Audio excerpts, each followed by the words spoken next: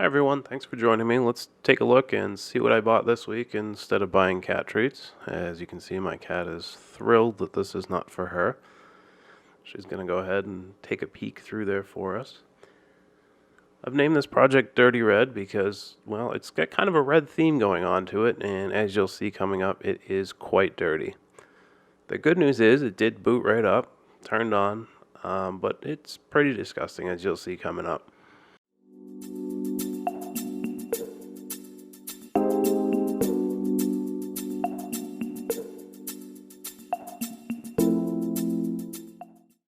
Going with the red theme, we have a red LED keyboard, red fans on the inside, and take a look at that finger cheese stuck in the mouse. Isn't that excellent?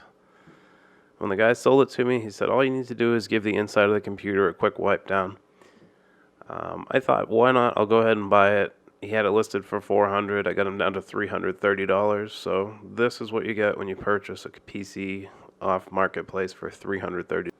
So while that's booting up, we'll just take a look around. The rear I/O is actually pretty usable. Actually has a USB-C port, which is kind of amazing for something this cheap.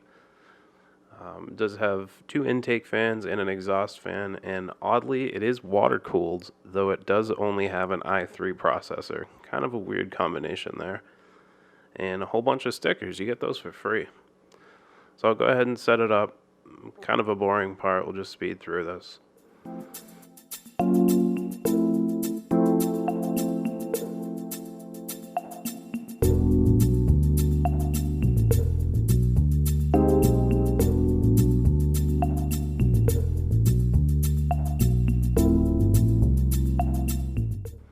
So what I'm checking here is just to see what the components are in the computer. He didn't really have a great listing, and then you can see that the RAM is running at 2133 megahertz, which means that he never even enabled the XMP profile. So this wasn't even running as good as it could have in the low-end configuration that it is. So let's go ahead with the teardown.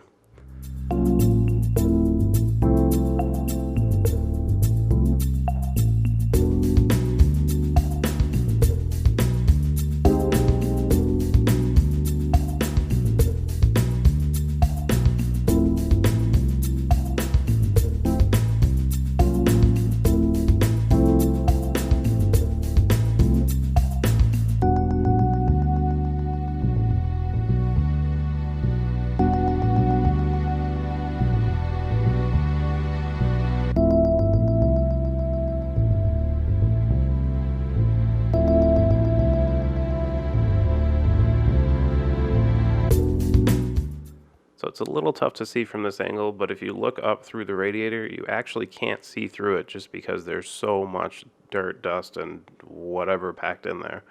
I do take this out. You'll see later that I do wash it out because it is just absolutely packed full. And looking at the graphics card, it is a pretty lame variant. It's a GTX 960, and it's only the 2 gigabyte variant, so not that great, but we'll see how it performs later on in the video.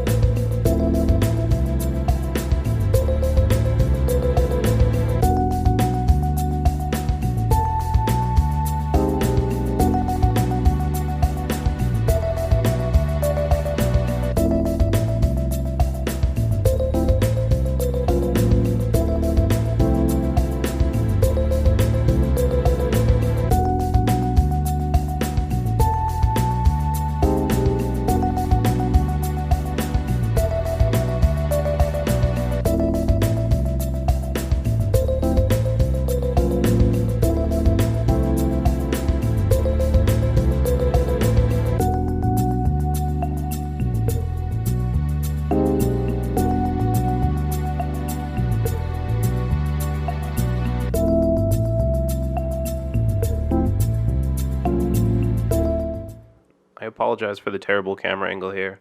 I'm just trying to get the power wires out for the fans on the AIO as well as the AIO control. They were routed, not too bad. Cable management overall wasn't that bad. Did have to kind of cut a few zip ties on the back and then just slide it through. And as you can see, there is the disgusting water cooler. We'll go ahead and remove the fans and just keep taking the rest of the components out of the case. I ended up tearing it completely down because it's the only way to actually get this clean enough to resell.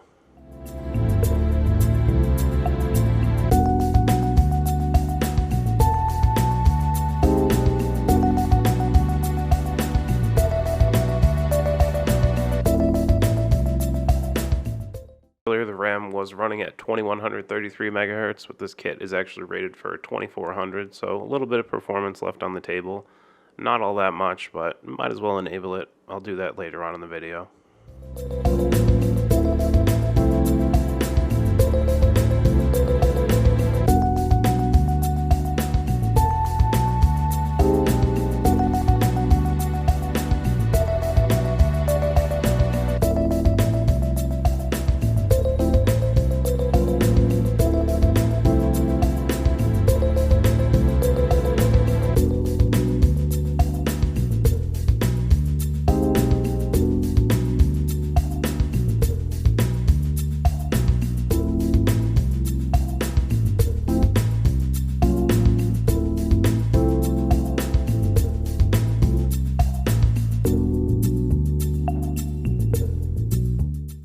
And you'll see the fans are mounted on the inside of the case. I don't know if you just wanted to see the white of them or not. They do actually have a spot in the front of the case behind this panel that they should be mounted in, which I will change it to. It's more of just an aesthetic. I don't think it actually is going to change the thermals at all, but just makes me feel better having them in the correct position later on. And they do get cleaned out. You can see they're pretty full of dust. This computer definitely got its fair share of use. When I did turn on the computer, it didn't show that it had a 1 terabyte hard drive, so lucky find there. It does have a solid state 120 for a boot up, and then a 1 terabyte hard drive. Turns out it just wasn't initialized, so he probably just reset it, which is good to protect your data. We'll just initialize it later on. And here we are cleaning out the radiator.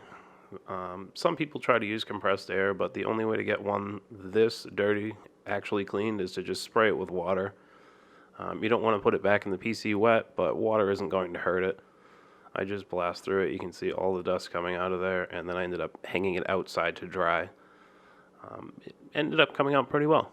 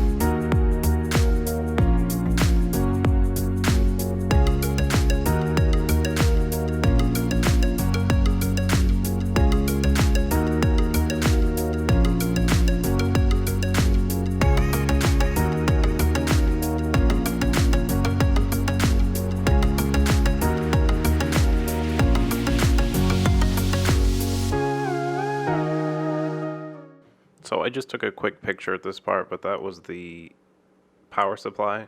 It actually changed colors back to black once I cleaned it off, and then I just wiped all the fans out. I didn't record it because it's pretty boring. You're just taking a wet towel. I ended up using Armor All wipes just to clean all the blades off individually and get all the dust out of them, and then wipe off the front panel. And here we can see the fans installed in what I call the correct position because they actually fit into place. And then I did go ahead and move the cables just for a little bit more airflow. Not that it makes a difference, but it looks better from that position. And we'll go ahead and get the fans installed back onto the radiator. The best thing to do here is double and triple check which way it goes, and then of course forget that it's upside down. So I did put it in backwards the first time, take it all back out and reinstall, but eventually did get in there correctly. It doesn't hurt anything putting it in wrong, just take it back out and reconfigure, and then we'll go ahead and keep building the PC.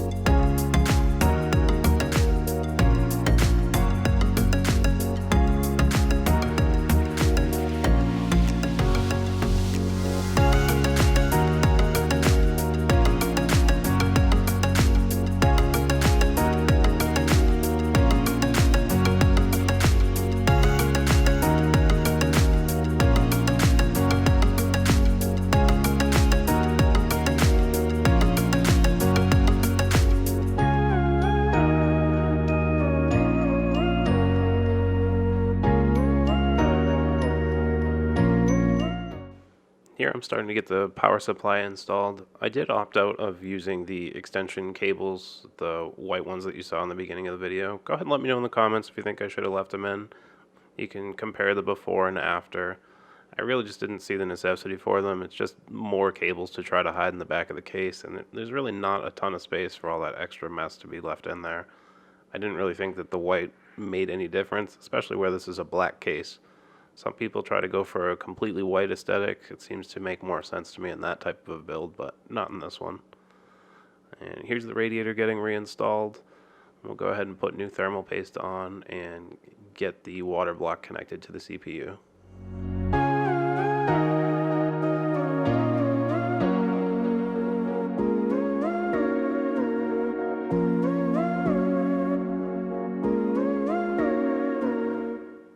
Oh, isn't that weird? The camera cut off right as you're about to see the thermal paste application, and now no one can yell at me for putting on the wrong amount. What a shame.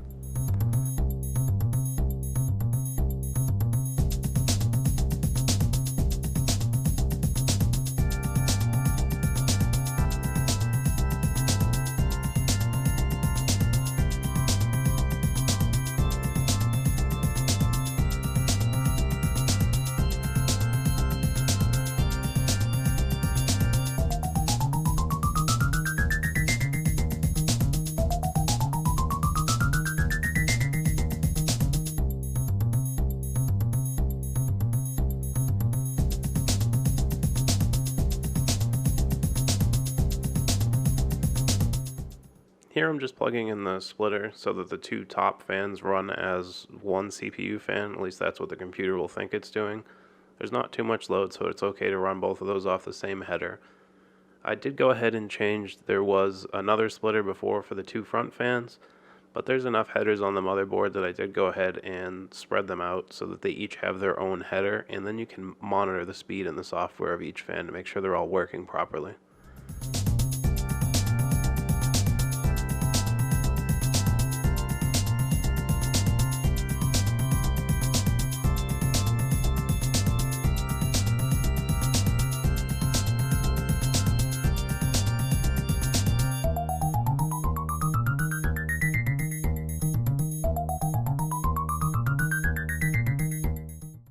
Now I'm just going to go ahead and tear down the graphics card.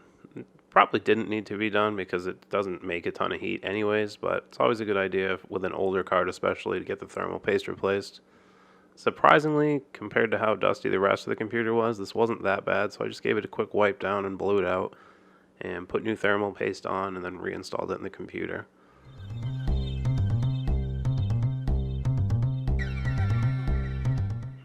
Oh, that damn camera glitch. I don't know, every time that I put thermal paste on, the camera just stops so no one can yell at me. That's really weird. I'm gonna have to look into that.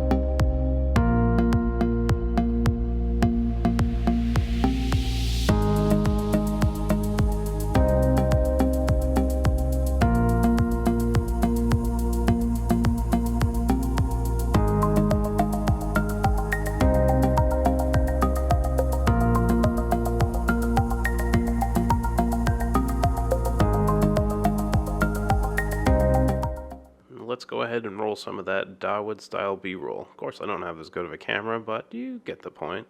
And here it is turned on, still very much red themed. Go ahead and make sure that it boots up, and then we'll restart the computer, enable XMP, and get the RAM running at the correct speed. Pretty simple to do. You look where it says disabled and click enabled, and magic, you have the correct RAM speed. I did go ahead and just run a benchmark just to make sure that the graphics card was working well, not overheating. It's not like we're going to get any crazy performance out of it, so I did run in and test Fortnite. I did it on performance mode, just kind of turned the settings down as I went until it was playable. It was a bit stuttery, but as you can see, it definitely does work fine. Someone buying this definitely would have done okay if they just plugged in and played. Of course, they'd just have a bunch of dust and nasty stuff in their house. But we'll just show a little bit of Fortnite being played here just to show that the computer actually does work.